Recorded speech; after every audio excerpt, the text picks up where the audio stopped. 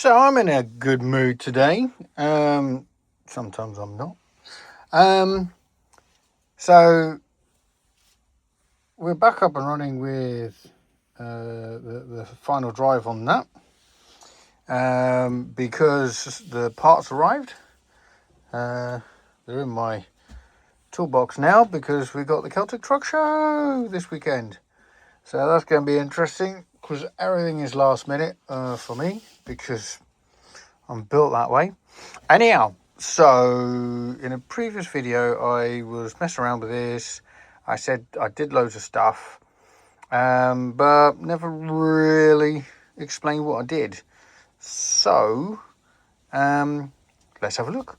Yeah, don't worry about the tyre. It is coming off. That's because I've been messing about moving it around. Right. So, it's a Bruder dump truck. As you can see, bags, come on. Right, as you can see, the motors are not fitted because they were wobbly. So there's a new fitting going on top of there that I'll be lathing at some point when I get time. That'll be inserted in there and hopefully we won't get the wobbly. So ignore that. So if we have a quick look underneath and show you the back axle. Ooh, come on. So I can show you what happened there. Right. Can we see it?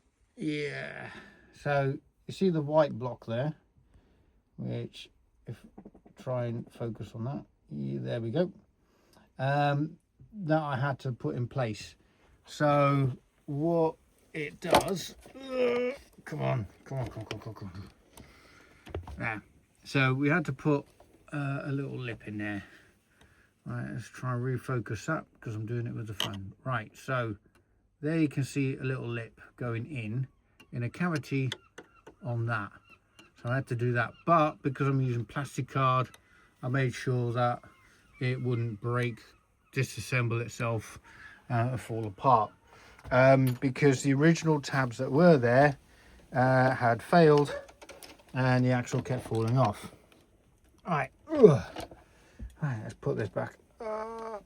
Put this back up. Oh, the dog's barking. Dobby! Of course, whilst I'm doing this. Right. So, this is where most of the stuff happened.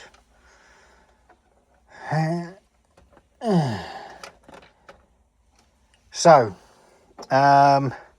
this was a problem because it's supposed to engage with there, as you can see. It's supposed to engage in there into that little hole, and that holds it together.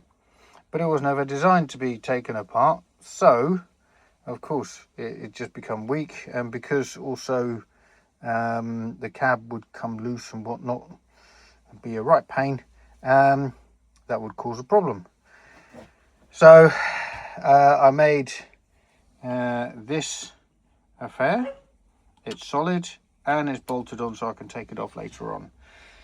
These are straight, they're not straight anymore, and it does turn sharper. Like I said, the motor still rotates on its own. You can see in there, let's zoom in into the catastrophe that is. You can see it all twisted, turny, so that's going to be an interesting job. Right, another picker. So we made a wiring loom, so these white, that's heat shrink. Resoldered these because that was a bit of a disaster. I had to change that because they had like a JT connector, and I wanted a big battery. Of course, I'm using Free Sky controller, the Tandem XE, so this would have that. There's loads of cables here. Half of them I don't know what they're doing. So this is a switch for the speed controller that controls these motors, so I need to put that somewhere. The big thing is the battery. The battery is in here. is stowed here, so plenty of space for everything else. Again, there's a latch, so I can take the battery out whenever, and off we go.